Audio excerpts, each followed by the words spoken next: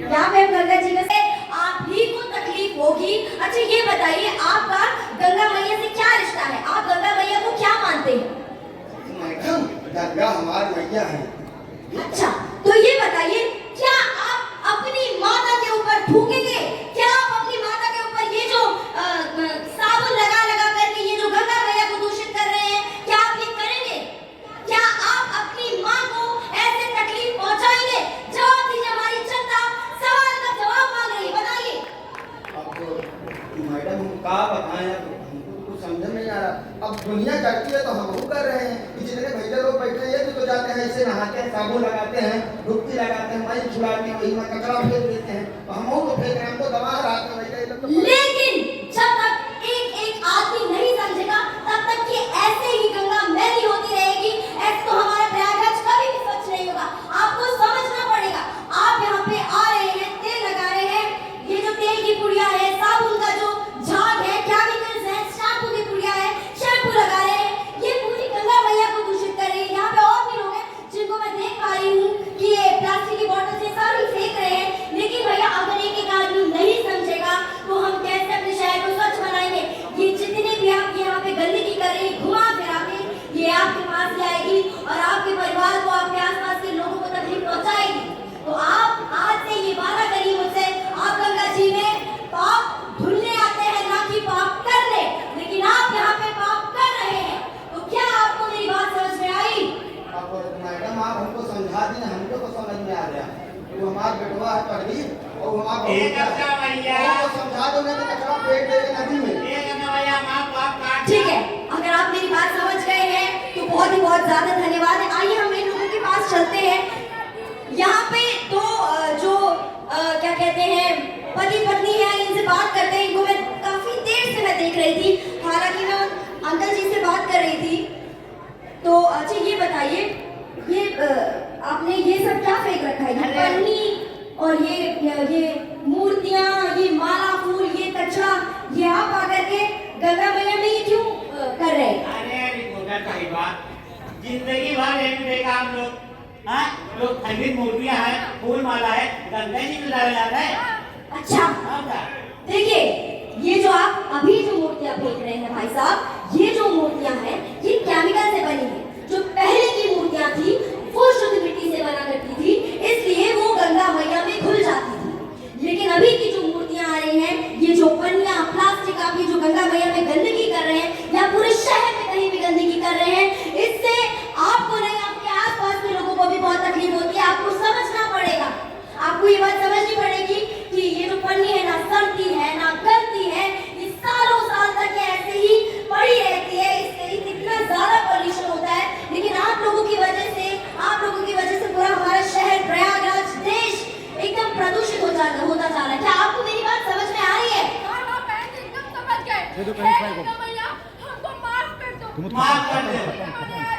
अब आज के बाद हम फूल माला जो है गंगा के किनारे जाएगा, जहाँ डस्टबिन लगाया है, नगर निगम लगाया ना, जी हाँ, वही जाएगा भैया। हरा हरा और नीला नीला ठीक है जी।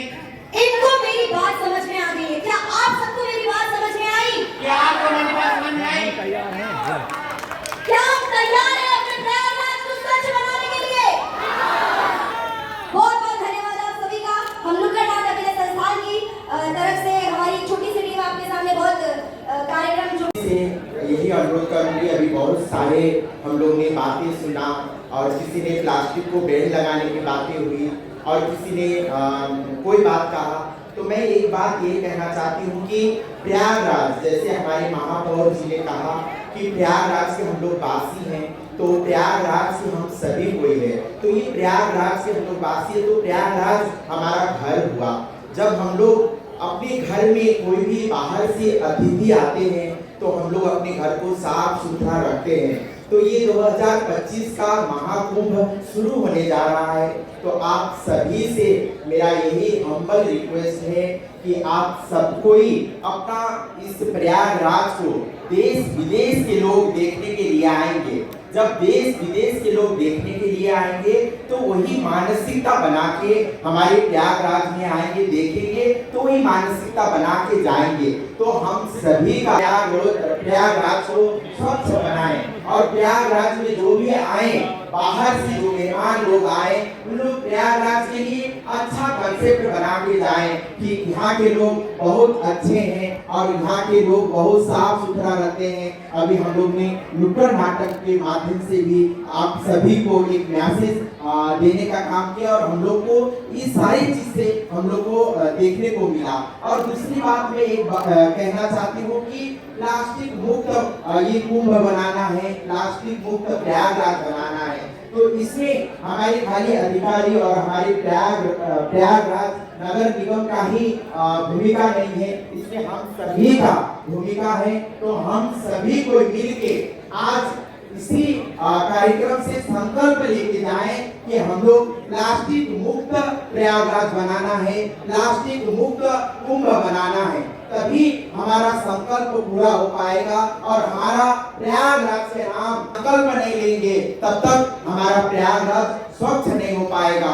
क्योंकि आप लोग सबको जानते हैं हम किन्नर समाज से हूँ, एक किन्नर संत हूँ, तो हम लोग भी नगर निगम के साथ में मिलके प्रयागराज को स्वच्छ बनाने का काम कर रहे हैं और प्लास्टिक मुक्त प्रयागराज बनाने के हम लोग काम कर रहे हैं। हर स्कूलों में हम लोग जाते हैं, उनको बताते हैं, बच्चे लोग को हम लोग जागरूक करने का काम करते हैं। क्योंकि हमारे बच्चे देश का कर्णधार है, इन लोग अपने घर पे अपने मोहल्ले में जाके बताते हैं तो ये मैसेज दूर दूर तक पहुंचते हैं। तो मैं आप सभी से मैं ज्यादा समय नहीं लूंगी क्योंकि हमारे किन्नर समुदाय की तरफ से हम लोग ने गाना बनाई थी, अभी हम लोग ने रैली निकाला था, तो उस गाने को मैं एक बार आप लोग के बीच में रखना चाहती हूँ। आप लोग बोलिए, मैं 1 2 बोलूंगी, आप लोग बोलेंगे प्लास्टिक को त्याग दो।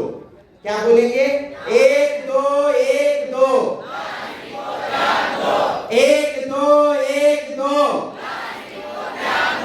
सभी से आशा ही नहीं पूर्ण विश्वास के साथ कहती हूँ कि आप सब कोई इस मुहिम में साथ दें और प्रयागराज को स्वच्छ प्रयागराज बनाएं और कुंभ को स्वच्छ कुंभ बनाएं, प्लास्टिक मुक्त कुंभ बनाएं, प्लास्टिक मुक्त प्रयागराज बनाएं। जय श्री राम।